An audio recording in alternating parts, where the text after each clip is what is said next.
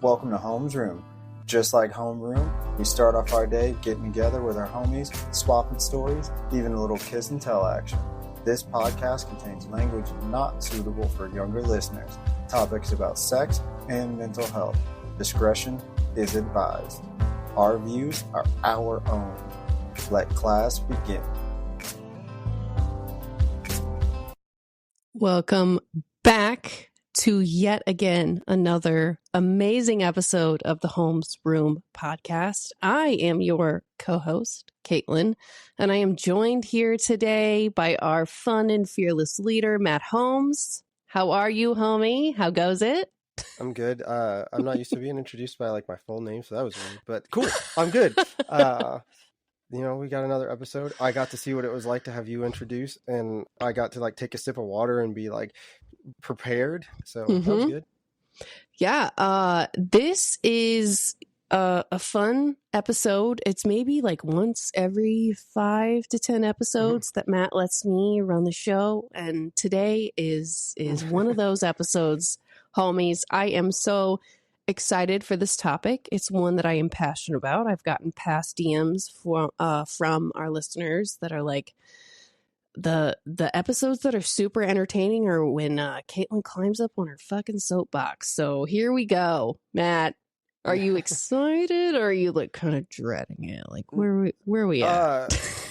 So I think any captain of any ship is always a little nervous when they relinquish control, but only because, it's like that. I hope everything goes as smoothly as I would expect it to. And, but as far as the topic goes, I'm interested to see what your, like, why it got you so fired up and what about it, you connected with in a way that made you feel like you weren't necessarily being represented in the conversation. Cause that's how you presented it to me was, like you felt like you weren't being represented. And I know for me personally, I watched the TikTok that you sent me. I don't have TikTok still, so it was like I couldn't go look at the comments like you were talking about. So I need a little bit of your insight on that. But I do know that like I was able to form an opinion. I actually played it for Courtney and like I asked her about it and got her opinion about whatever to solidify my own opinion. So yeah.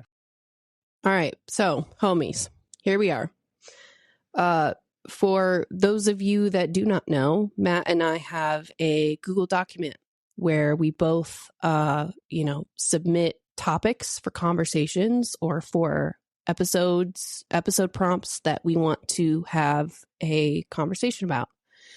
And this is one that I submitted that I felt super, super passionate about, that Matt was like, like I'm along for the ride for. I'd be super interested to see how you'd want to steer this conversation, whatever. So I recently, there are very few situations where the age gap between Matt and I makes itself super prominent. The one time that it does pretty consistently is when I'm like, hey, Matt, what's your TikTok For You page look like? And he's like, hey, I don't TikTok. Like, I don't do any of that shit. No. I want to thank you for the brain cells that you retained by not having TikTok, Matt. I think that's a great thing and a great thing for your attention span to not have. But I, born in 94, definitely have TikTok. I discovered TikTok when we were all in COVID lockdown and quarantine, and we were all making whipped coffee, Fast forward to today, I have a really unique algorithm, TikTok, whether it is the Chinese government wanting to steal my information about the possum. Exactly why I wore a possum t-shirt today for the episode. If you are just a listener, I have a possum t-shirt on that says existence is pain, with a picture of a possum wearing it, ironically, whatever. But let me just tell you, as a professional who's working in the intelligence field, I will never claim to know everything about anything, but there is nothing that your TikTok algorithm and your likes on TikTok are telling the Chinese government that they don't already know about you. So there's that. But I recently found, or I had, a trend. It was a video that a younger woman posted on TikTok. And she posted this video and said, for those of you who are married, can you please stitch this TikTok and tell me why people say that marriage is hard? Because I don't get it. I don't understand. For people that are not married, it prevents them from wanting to get married.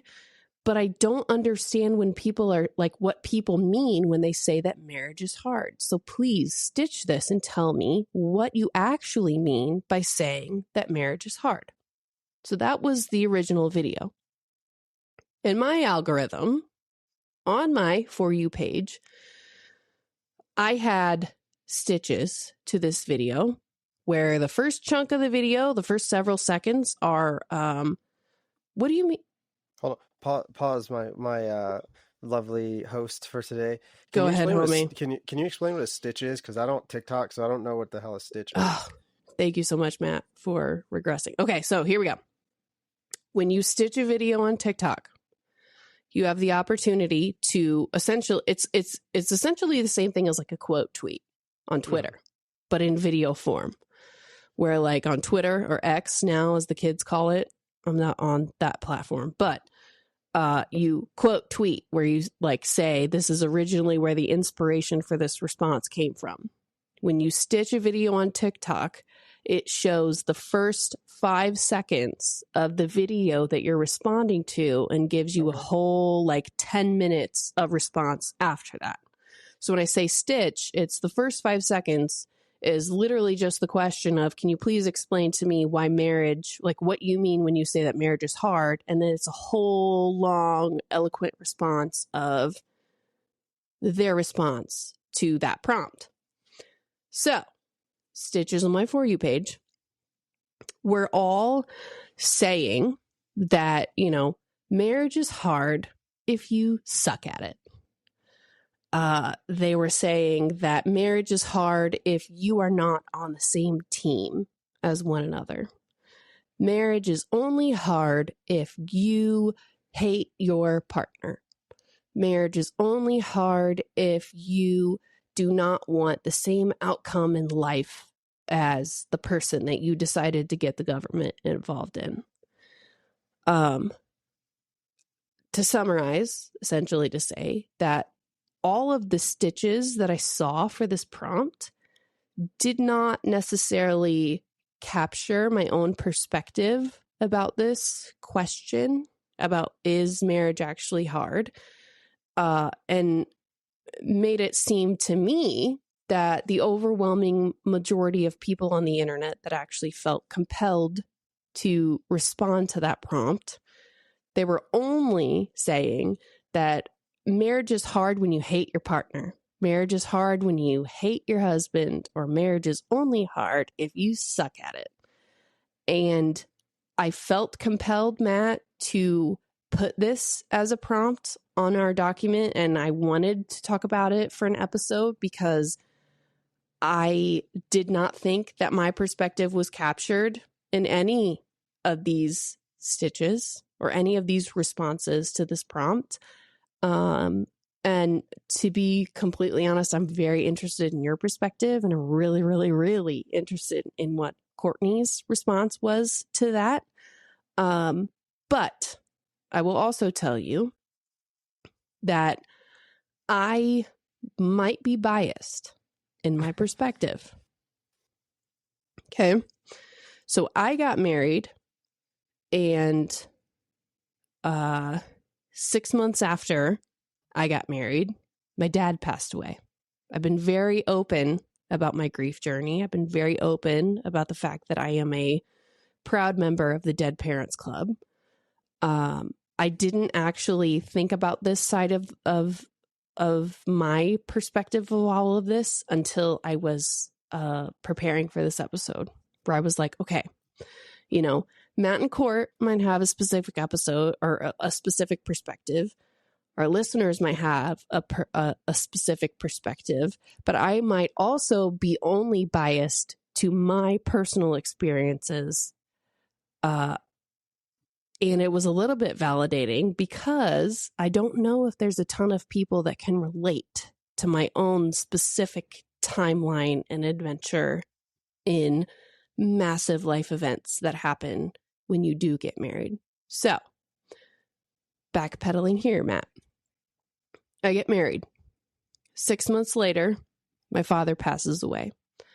Only living parent, 100% my tether. People say in grief that you lose your tether to the world. You feel like a balloon that's kind of like floating around with no sense of direction or no sense of grounding. Losing my dad was like losing my tether. He dies 6 months after I get married. Before I got married to my husband, we were together for 7 years. 2 years of that were long distance. We lived together for about 3.5, 4 years before we actually got engaged. Started planning our wedding, and then the pandy happened. The panoramic, as the kids call it. COVID happened. The world shut down, and we had to plan a wedding. So I'm a millennial that was born in 94. For all other millennial Homes Room listeners, I am so tired, and I'm sure you are too, of living in unprecedented times. Matt, I don't know if you can relate to this or not. I don't know. I'm an '80s child, so like on that edge. So like, it's just, I don't know. I relate, I guess, but I don't relate. I don't know. It's weird. We just are constantly living in unprecedented times. So, from day one of us trying to build a life together and build a union and build our family unit together, it was like weird. Okay. 6 months after my husband and I get the government involved and actually seal the deal legally, my dad dies. A month after that, I find out I'm pregnant with my son. From that point forward, we've had to embrace parenthood very quickly, of being parents of 2 under 2. Now, fast forward to the day that we are recording this, we are still parents of 2 under 3. My daughter turns 3 in July, and my son is about 18, 19 months old. I say all of this to summarize that my own experience with marriage might be a little bit different because we just crammed like 15 pounds of shit in a 5-pound bag, if that makes sense, Matt. Yeah. I get it. There have been casualties in our marriage because of how quickly things have changed in the last less than 3 years. My husband and I, we have been in marriage counseling and are about to be in marriage counseling again. And I felt like my perspective in this TikTok trend was not necessarily represented, because all these people that were saying marriage is only hard if you suck at it, or marriage is only hard if you're not on the same team, it does not account for the population of us who are going through major life transitions, who are going through huge tragedies. It doesn't necessarily account for the toddler years, which are unironically called the lost years of adulthood, or like the lost years of marriage, because you're just in survival mode trying to figure out how to provide for very demanding tiny young humans that you are all of a sudden responsible for. But that was one reason that I really felt compelled to talk about this, Because stereotypically, statistically, you get married, you maybe have a kid in the first 1 to 3 years, and then there's nothing else that really happens, and you figure out how to exist in the same house together. You figure out how to build your family unit together. I am fully owning, Matt, that maybe my perspective about marriage has been a little bit tainted because so much of it in the early stages have been like survival mode, where like patterns of behavior that we've had to develop were just to like get through shitty parts of grief and shitty parts of miscommunication and just survive toddler years of parenthood. But the biggest thing out of this episode that I want to get is like, if you are in a season of life where you are not having a perfect marriage, it's not because you suck at it. It's not because you suck at being a perfect partner for the person that you decided to get the government involved in. It's a fun thing about the stereotypical marriage vows are for better, for worse, for richer, for poorer. I wish in hindsight I could have adjusted mine for in great tragedy or in great joy, just because when you decide to have that lifelong vow and that lifelong partnership with someone, you are vowing to love that person through all the seasons of change and all the seasons of new personality and new focus and new goal setting that person has. The person that you marry is guaranteed not going to be the same person in 3 years that you stood on that altar with. I'm going to throw a caveat in there for people. While yes, that's true, it's also true that you can grow apart and you might not be like a match for each other in that growing. So don't take that as you are stuck with said person, even though you might grow apart. Anyway, continue. No, and thank you for saying that, because I completely agree. I'm call me sadistic, Matt, or call me like a negative person that likes to play games, but I've joked with my husband a few times where it's like, okay, well, we're at the age where like, are we going to start taking bets on people in your friend group or my friend group? Like, who's going to be the first to get divorced? Like, what are we, statistically speaking, it's going to be 50% of us. And that's not to say that we're going to enjoy that. It's, marriage is not easy. It's not something that you take on lightly.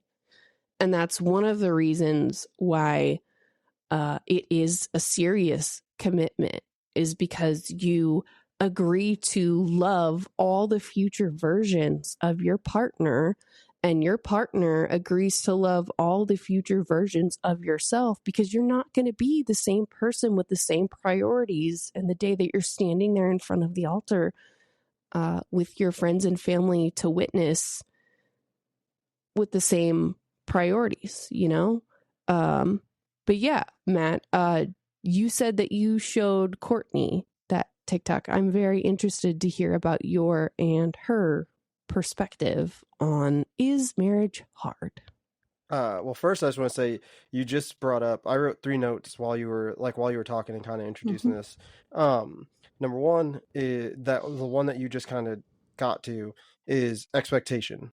What your expectation of marriage is, and your expectation of marriage is going to be different than somebody else's expectation of marriage. Like you just said, you're going to, you've signed on to love all future versions of said person. And some people might believe that that's not necessarily true.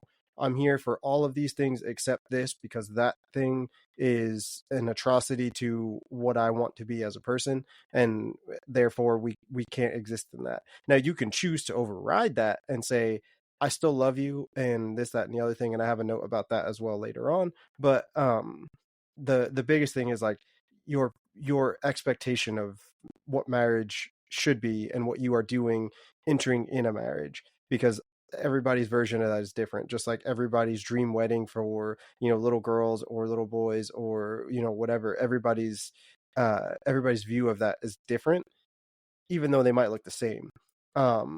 And examples of that relationship matter. So like if you watched your parents and they were like spotty and back together and not back together and back together and not back together, you might have a different, you might not accept what you just said as the relationship uh even a little bit, because you know that they might not, and they might come back when they grow to a point where they can accept that, because those versions might not necessarily fit in line with their views as they both grow. And your perception of a marriage. So if you are sitting there thinking everything is peaches and fucking cream, meanwhile your spouse is drowning because you are not able to see that that's what it is, those things all play a part in making marriage hard or not hard. In the context of what they were saying in the original video, she was saying it as far as, is marriage hard? Like, there are things that are hard. However, I don't think that I would want to go through any of those hard things with anybody else other than my spouse. And, or she wasn't married. She has a fiance. I will clarify that. But she has, like, her view on it was, things are hard. The relationship in itself isn't necessarily hard. It's how they were tackling the hard things together that made their relationship seem solid and still malleable at the same time. So there's caveats to what marriage is hard and what marriage is not hard, and what makes marriage hard and not hard. So you have to take all of this with, everybody's opinion is like, they like, what is it, everybody's got an opinion, and just like assholes, Opinions are like assholes, Matt. Everybody's got one. they all stink. That's my my saying for that, because that's usually the case, because nobody's going to agree with most of your opinions, just as a by the by. But yeah, so as far as like Courtney and my view, we actually like, and this is where it's so interesting that you brought it up the way that you did. We kind of agree with what she was saying in the original. And like I said, I didn't get to dive into all of the like stitches the way that you did. So like, I might disagree with some of those things, but at the same time, like, I don't know that when I lived in a hotel going to school with a wife and a toddler, I don't know that like anybody else would have been able to make it through as, you know, like unreluctantly as Courtney did at the time. And for all of our issues and struggles and things that we've like faced as a couple on like a relationship side, the stuff like that has never been hard for us. It's always been, this is the wall in front of us, and we're both too damn stubborn to like not knock the wall down. So like those things become easy for us to do because this is just the task, and we've always kind of been that way. And for her, she kind of like, she is, I guess, the in terms of a ship, I guess, since I already referenced a ship, you have your CO and you have your XO. Your CO is commanding officer, and your XO is second in command. And she's a really good XO when it comes to knocking out tasks and things that need to be done. If it's like, hey, this is what we got to do, this is the only way I see us being able to do it. Now we'll both adjust on the fly and have input on the process, but the initial like starting off point, like, we're both really good at being able to just say, this is what we got to do.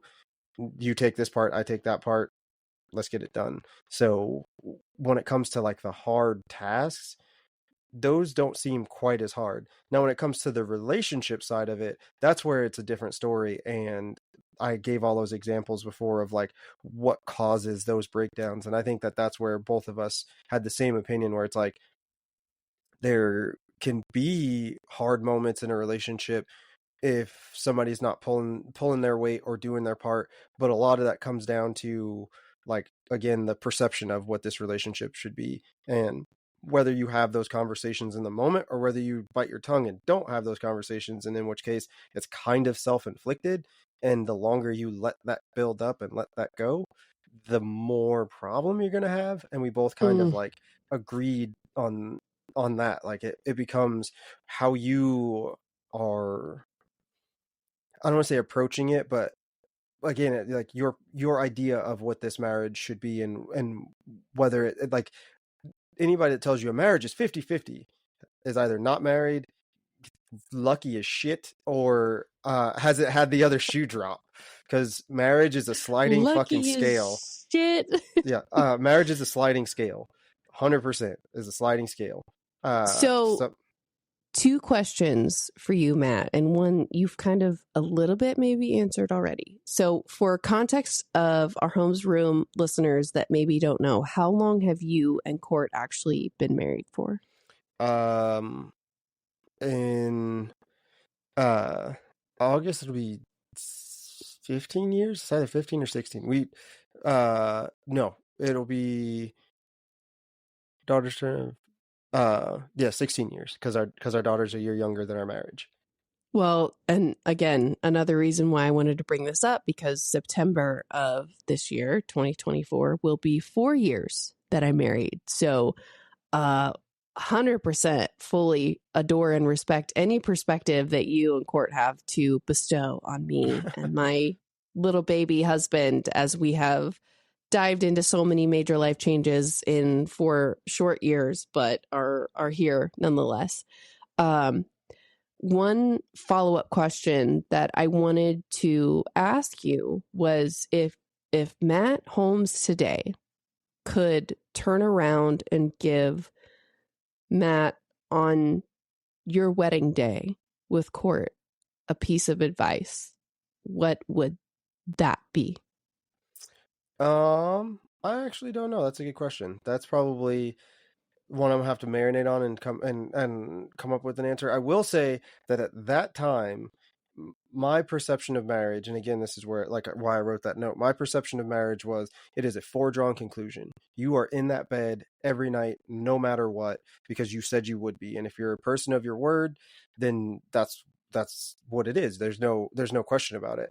And that made me look at marriage completely different immediately after I got married, because it felt like it took the choice out of it. And it took the ability to say, like, if you were dating, even if you have kids, if you're dating and, you know, all of a sudden this relationship isn't for you, the things that you want to pursue in your life just like are almost impossible with this other person.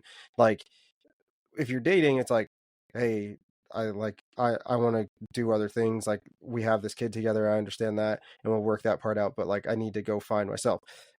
In a marriage at that time, when I thought about it, it was like sheer black and white. Like, nope, you are in this place, in this new existence, and almost, you know, desert island of society where everything that happens only happens in this vacuum, and it cannot do anything else. So I've since you know, working on myself a little bit, come to understand that that is not the best way to look at a relationship. So I don't know that that would necessarily be advice, because I wouldn't have gotten to where I am if I didn't have that outlook originally. So I don't know, I guess if I was going to give myself advice, it would be, you know, I mean, I guess I'd jump into the notes, because you said, you know, you would love to get some advice from me. So I wrote down a couple. This one specifically: the sooner you have difficult conversations about likes, dislikes, anything, no matter what it is. Like, I don't like sleeping with the fucking covers tucked underneath the corner of the bed because of whatever reason, but you do it for 15 years because that's what, like, has always been done, but you hate it. Like, that's a simple thing that, like, now is growing resentment. Seeds of resentment is what I've heard them referred to. And the more seeds of resentment, the more that garden is going to pop up with, you know, poisonous flowers, as opposed to planting, you know, seeds of grace and communication, and then you get nice smelling flowers that don't kill you.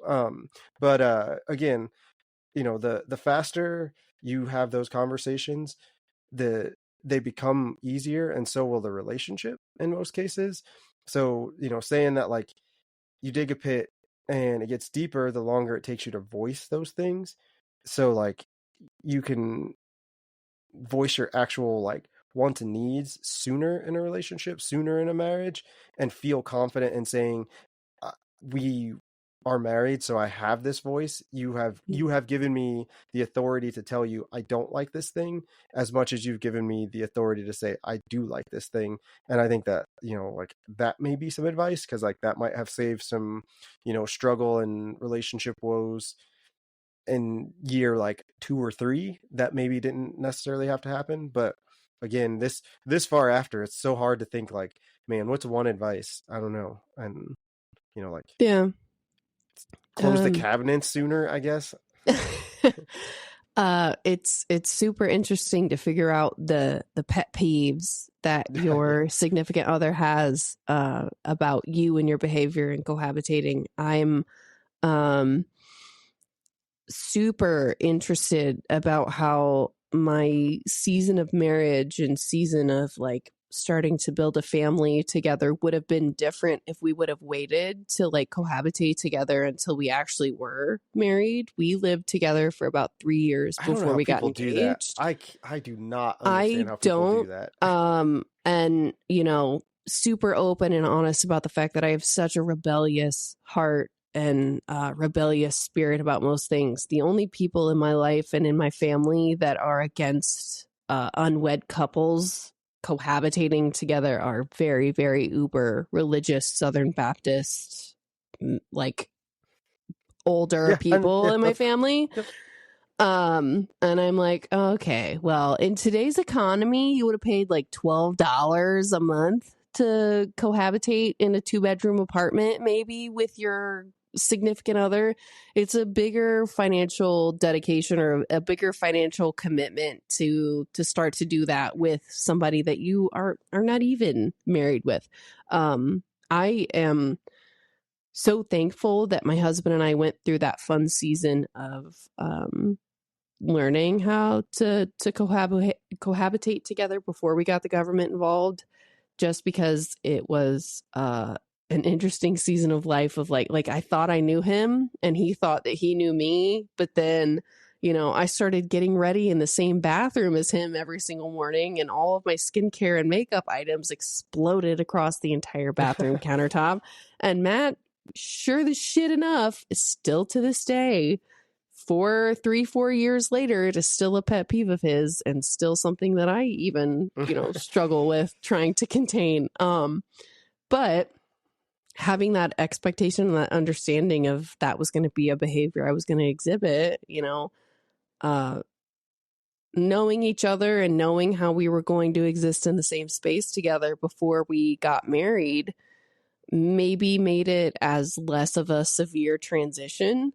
One thing that I noticed was, particularly more difficult for him in the stage of marriage, and especially after we got engaged, because I got pregnant so quickly after we got married, was I don't know if Court would relate to this or not, or I don't know if other adult women who are listeners here of the Holmes Room podcast would understand, but the transition of watching my husband go through kind of transitioning from his mom being the most important woman in his life to now his wife being the most important woman in his life, and trying to navigate not necessarily being the middleman between conflicts of those, but like, trying to navigate setting boundaries of this is what my life used to look like versus this is what my family and the life that me and my partner want to set out and build with one another. That was another fun stage of transitioning into marriage that I was very painful, first and foremost, to witness firsthand. But coming through it now that I have a younger sibling who's kind of starting to go through that process herself of, her boyfriend making that kind of adjustment and that change, biblical or not, or religious or not. You know, the Bible says that a man is supposed to leave his parents and, you know, build a new family unit with the woman that he, you know, gets the government involved. Not a direct quote from the Bible, Matt, if you would believe that or not. But specific to engagement and into fresh marriage of it's still at the end of the day a huge transition that you go through into adulthood, and you're still changing intimately. You're changing your definition of normal in your daily life, and just because you don't, you know, comparison is the thief of joy. If you feel like other people are going through this season of life and it's less painful for them than it is for you and your partner, or if you're not even to that stage in your life, you know, comparison is the thief of joy. The grass will always be greener on the other side. But to be able to go through those hardships and still make a point to sit back and see the joy and see the goodness and see all of the positivity that comes through those hard seasons of life and that hardship with that relationship of that partner and that person that you're choosing to build a life with and choose forever to do all of those things with, is not something that you will ever get the opportunity to experience that again for the first time. So I don't know if that's something that you and Court went through whenever you started to build a life together, but yeah, it was maybe, Matt, because I just married a good old Catholic boy from St. John County, Missouri. But it was definitely a transition for him to go from, well, what's mom think, to I'm not mom, but I am now suddenly probably the female that you probably should care more about. And both of us navigating that new definition of normal together was kind of a struggle. If Courtney's 3 bubbles turn into a text message soon enough, I will let you know what she thinks.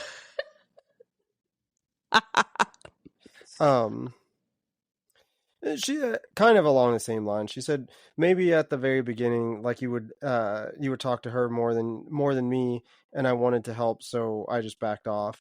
Like I think it would be more than anything else is, and I assume that that's what she would say. So like when you were asking that question, I was like, well, the only thing I could think of is that like I would probably still go to her when I had issues, but like I will also go on like, you know, I guess the record as saying like that's always kind of been one of my struggles is I got to trust you completely to know that you can handle my shit, because if you can't handle my shit, and that means that you can handle your shit and my shit, then like I'm not going to come to you with it, because all I'm going to do is end up like talking to you, getting no help, and feeling like I just put more weight on your shoulders than like you could even handle your own. So in the beginning, certain things were like harder to have that conversation, because it was like I hadn't seen her like come through and like show me without a doubt like, yeah, I'm right here and can handle these things. Especially like right after we got married, it was almost like we both had to relearn each other in a way, Yeah. and like accept these new roles that we had.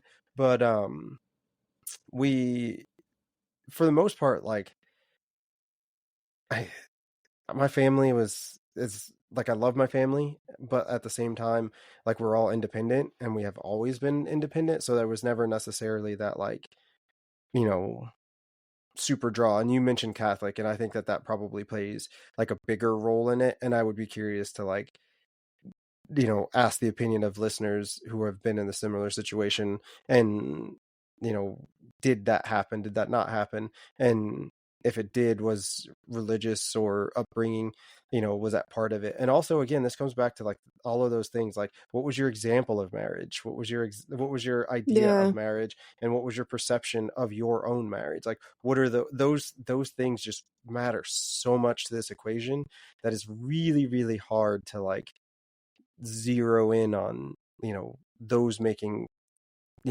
waves for everybody. And like your experience, it's such an interesting like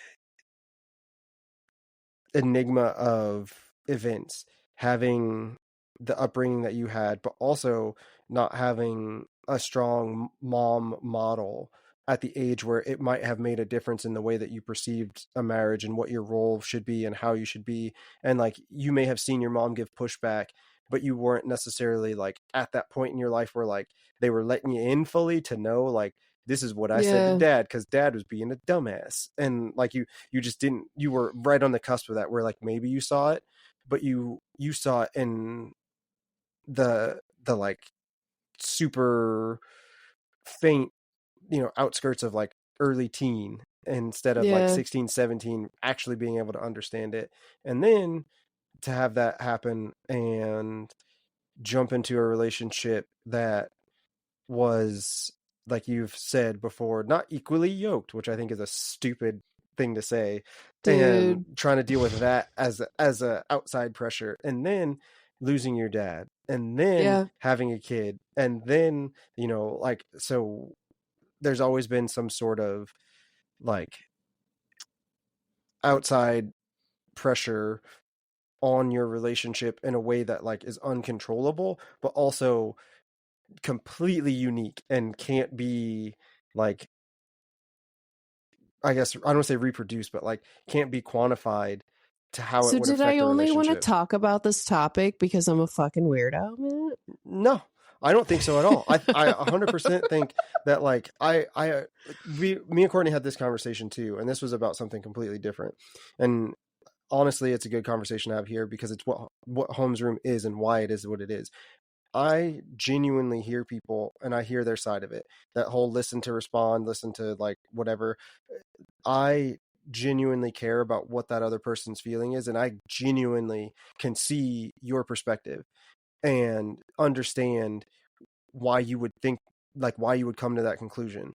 I also don't come to that conclusion regardless of the information that you've presented me, but it doesn't stop me from being able to understand it. Where a lot of people, they wouldn't come to that conclusion, and because of that, they don't accept it as a possibility because it's like, well, that's just stupid. And I don't think that what you're saying and how you view it and why this topic mattered so much to you, I don't think that it's a weirdo thing or any. I can see why your walk of life has led you to believe this set of facts is enforcing your belief on this topic.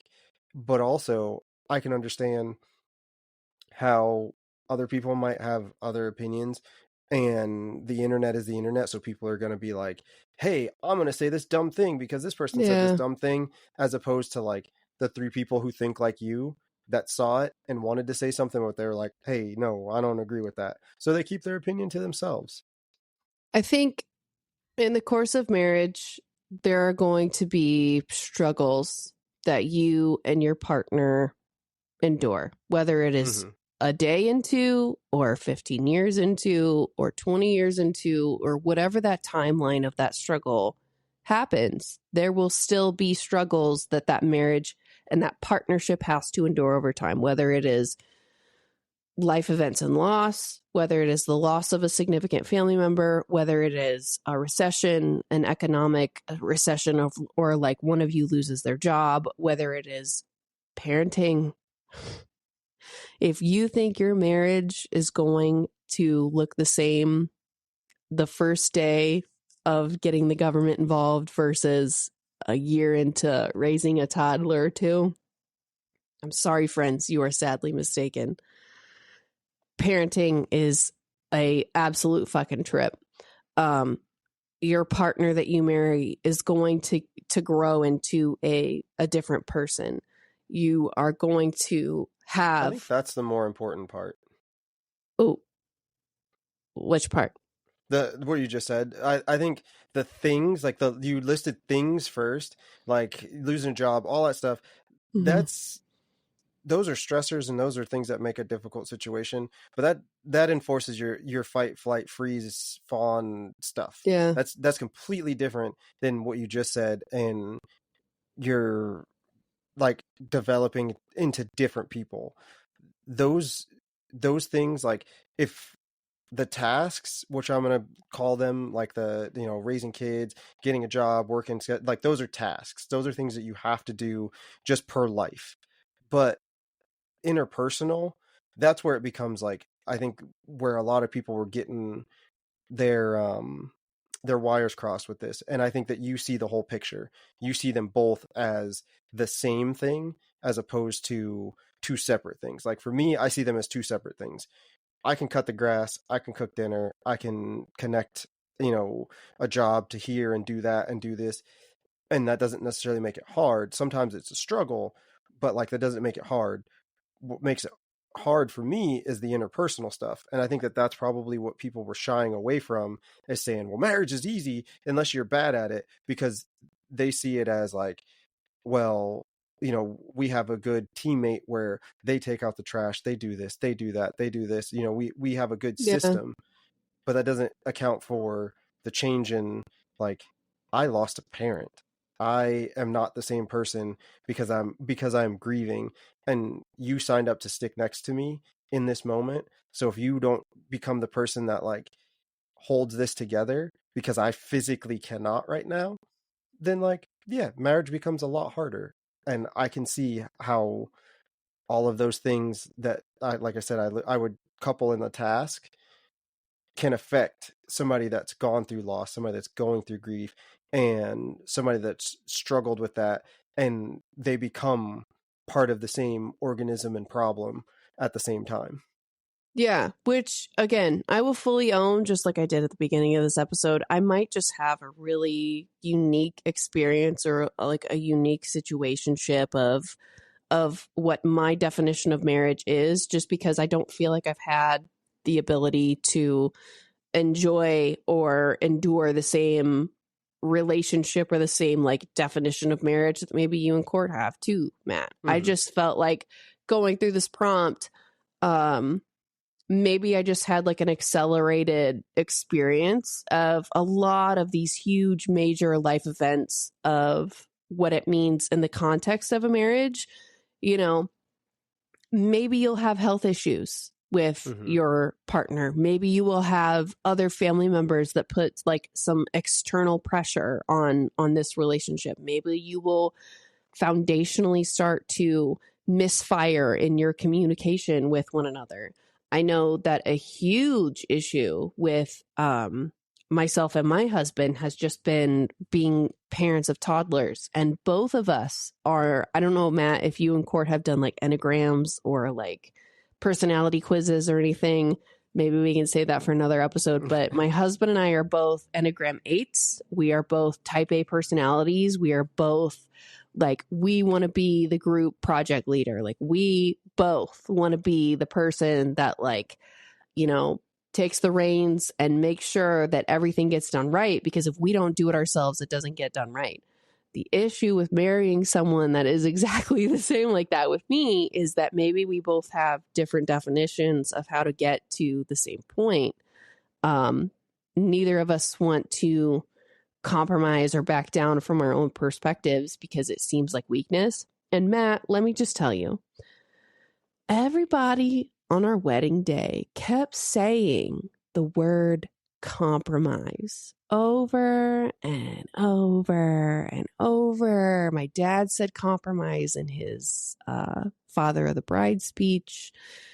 Our buddy Langford that married us kept saying compromise. In our letters to each other, we kept saying compromise. Like, everybody kept saying compromise. And I feel like it's because everybody that knew us and was close to us knew that we were two strong personalities. And that compromising or giving up some of your own perspective is not inherent failure. It's not inherent weakness. It's not giving up or losing some of your own personal freedom. Maybe it's just part of being babies to marriage versus what you and Court are at right now, as far into marriage as we are. I'm still struggling with if I feel like I give up or I compromise my own personal beliefs to meet him halfway, it still feels a little bit like weakness. But don't worry, Matt.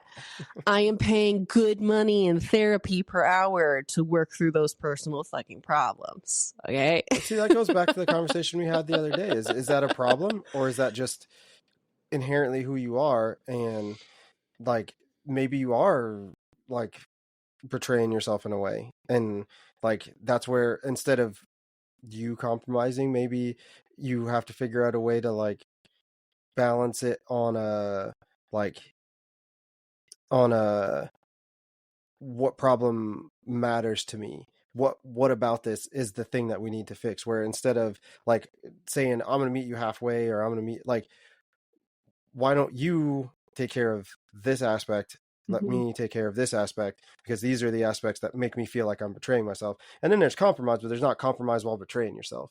But I don't know. Like I said, those are you're paying money. Hopefully they figure that out. I will say that we talk about your therapy journey and everything a lot, and I've talked about like the times I've been to somebody and how that has not helped out. The biggest thing when it comes to all that kind of stuff, especially in relationships, is actually doing the work at home and continuing to like do the work. Don't go pay somebody a bunch of money to do something and talk to them for an hour or whatever it ends up being, and then not go home and do the work, because that's like going to the store, buying the food, bringing it home, and looking at it in the refrigerator, expecting it to cook itself. And we all have been there, so we know it doesn't work. You gotta do the work. I do want to say I have a really dark bit of advice, but it's something that like, if you're in a relationship and you've struggled, like I said, on the interpersonal side, that a lot of people probably understand but have never had words to. And if you've never been in this position, hopefully this is words that will make you understand, damn, okay, this is something different. But I know for me and me and Courtney's relationship, it's usually the interpersonal things that cause us grief, that cause us problems, where she's trying really hard, and in conversations with you and things that she's heard you say on the podcast she relates to, and she's trying to get her to go somewhere and get if it's ADHD, like find out that that's what it is, because that's part of the battle. That right there is a thing. But also, when it comes to like, again, those examples I gave before of like your expectation of what marriage is, your idea of what a marriage should be, your examples of what a marriage was growing up, and your perception of your own marriage, all of those things matter to you individually. And because of that, this little bit of advice, or the dark thing that I was going to say is, sometimes you have to accept that you won't ever be what that other person needs, but that doesn't mean that you're not going to be the thing that person wants. And it's hard to understand being wanted, but not what that person needs. And I think that a lot of relationships struggle with that thing, where Courtney can't solve my problems. Courtney can very rarely like give me the like that thing I need to do this, but that doesn't mean that I don't like want her to be my partner. It doesn't mean that we're not good at other things. That's just an area that I know like she doesn't excel at, and I'm trying to help her out and give her as many tools that I can, and she's trying to do what she can. But again, if it's ADHD and I need you to be able to show up consistently and finish this task and do this thing, if that's what it is, that might not be a thing that's ever going to be in your wheelhouse no matter what. So you as that person have to understand, you might not ever be what that person needs, but that doesn't mean you won't be what that person wants. So, and that's what he fucking said. Oh my God, please don't ask me for that's what she said, because that was you're hosting, you'd have to ask yourself. Well, that's amazing. I'm holy crap. Early vote for that being our next Homes Room podcast sticker that you make. But I am so thankful that you said that. I think that's very timely that I needed to hear that. But yeah, if you find yourself falling into the depths of the internet and feel misrepresented on topics of conversation that people are talking about on the internet, you are not alone. Please do not draw conclusions about your own real life based on what dinguses on the internet are saying, us included. But thank you, Matt, for holding space for this topic of conversation. Thank you, Courtney, for giving your kind of impromptu, through Matt, perspective about marriage. And if any of our listeners have any perspective about any of the topics that we talked about today in this episode, please give us some feedback. We'd love to send you a sticker. We'd love to hear your reviews and your feedback about this topic.